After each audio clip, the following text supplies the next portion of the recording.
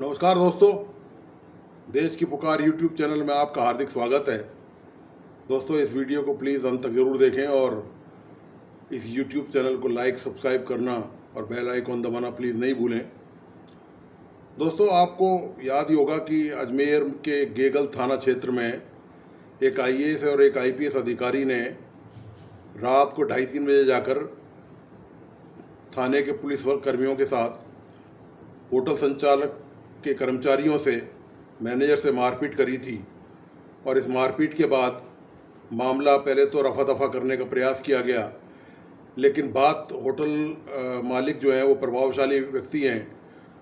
बात जब राज्य सरकार तक पहुंची तो राज्य सरकार ने इस मामले को बड़ा गंभीरता से लिया और इसकी जांच न सिर्फ राजस्थान की पुलिस विंग की विजिलेंस टीम को सौंप दी, बल्कि आईएएस अधिकारी और आईपीएस अधिकारी दोनों को निलंबित कर दिया।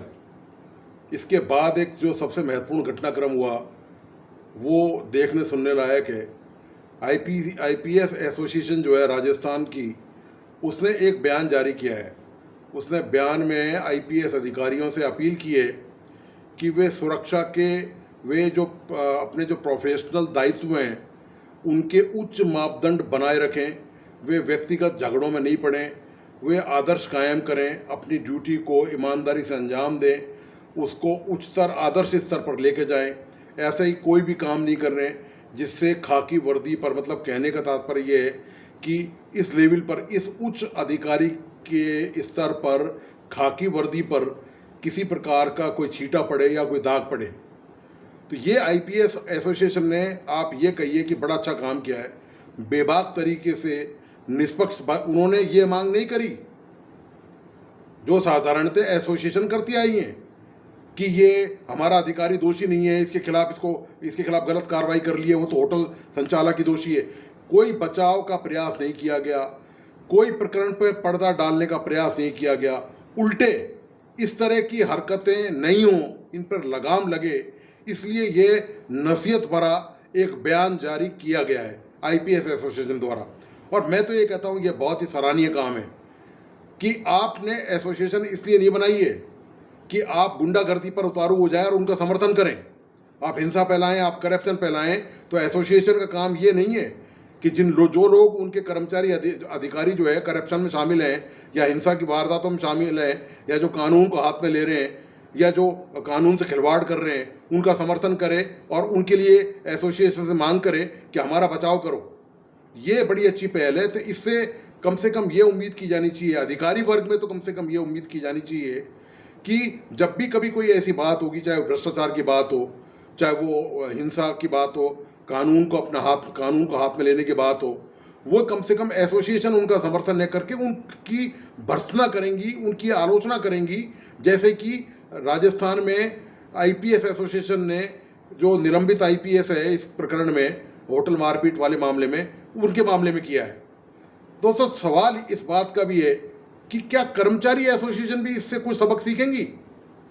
राजस्थान में कर्मचारियों की संख्या लाखों है और इसलिए भारी भरकम यूनियन बनी हुई है, महासंघ बने हुए हैं, अलग अलग डिपार्टमेंटों के यूनियन बनी हुई है, क्षेत्रीय संघ बने हुए हैं, राज्य स्तरीय संघ बने हुए हैं।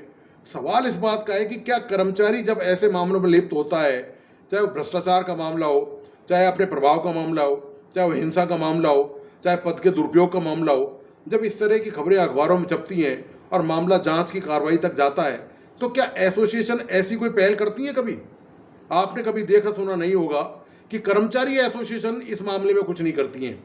और बल्कि कई मामलों में तो कर्मचारी एसोसिएशन बाकायदा विरोध में उतर जाती है कार्रवाई के मामले में कि एंटी करप्शन ने कैसे कार्रवाई कर दी, ये गलत फंसाया गया है, साजिश के तहत फंसाया गया है, ये तो कोई आरोपी और था, पुलिस पर ही आरोप लगाए जाते हैं। तो दरअसल होना ये चाहिए, ये सफाई भ्रष्टाचार की, कानून से खिलवाड़ करने की, ये जो सफाई है ये चारों तरफ से होनी चाहिए।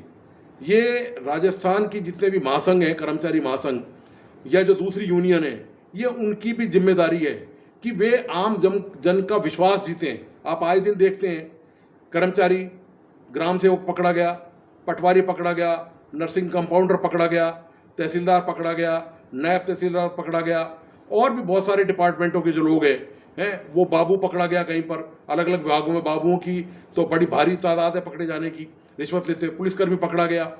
तो इतनी भारी तादाद है तो इनकी एसोसिएशन को चाहिए कि इनके खिलाफ भी आवाज़ उठाएं, इनकी संस्था भी निलंबित करें, इनकी ऐसे लोगों की संस्था यदि है तो उनकी संस्था बर्खास्त करें और उनके खिलाफ भर्त्सना का एक प्रस्ताव जरूर पारित करें, ताकि लोगों के बीच में, प्रदेश की जनता के बीच में, आम लोगों के बीच में जो कर्मचारी एसोसिएशन है वो भी अपनी उनकी छवि बदले। दरअसल अभी तक कर्मचारी एसोसिएशन की आम जनता में जो छवि है वो यही छवि है कि कर्मचारी एसोसिएशन बनाई इसलिए गई हैं कि इस तरह के कारनामों पर या तो पर्दा डाला जाए या फिर अपनी मांगों को, जब सरकार द्वारा मांगें नहीं पूरी हों तो धरना प्रदर्शन किया जाए, आंदोलन किया जाए, हड़ताल की जाए। यही अभी तक जो छवि बनी हुई है कर्मचारी एसोसिएशन की वो इन्हीं मुद्दों को लेकर बनी है। कभी आपने नहीं सुना होगा आज तक कि कर्मचारी एसोसिएशन ने अपनी तरफ से अपने विभागों में भ्रष्टाचार के खात्मे के लिए कोई पहल की होगी, या इस तरह के जो किसी भी तरह के क्राइम में लिप्त कर्मचारी हैं उनके खिलाफ कोई कार्रवाई की शुरुआत उन्होंने की होगी। कहीं से भी आपको कोई ऐसी खबर कभी देखने, पढ़ने, सुनने को कभी नहीं मिलेगी। तो उम्मीद ये की जानी चाहिए कि कर्मचारी एसोसिएशन, जैसा कि आईपीएस एसोसिएशन ने किया है, उससे कुछ सबक सीखेंगे, इससे उनकी छवि में अच्छा इजाफा होगा और न सिर्फ कर्मचारियों में बल्कि प्रदेश के आम लोगों में भी उनका विश्वास कायम होगा कि कर्मचारी यूनियन सिर्फ स्वार्थों के लिए, सिर्फ केवल हड़ताल करने के लिए, अपनी मांगें मनवाने के लिए ही गठित नहीं की गई हैं, बल्कि आम लोगों का ध्यान रखने के लिए, जनहित का ध्यान रखने के लिए भी उनका दायित्व है, वो ये भी काम करते हैं। तो दोस्तों, आपको आज का ये विश्लेषण कैसा लगा? प्लीज़ अपने महत्वपूर्ण विचार मुझ तक जरूर पहुँचाएँ और इस यूट्यूब चैनल को लाइक, सब्सक्राइब करना और बेल आइकन दबाना नहीं भूलें। धन्यवाद, नमस्कार।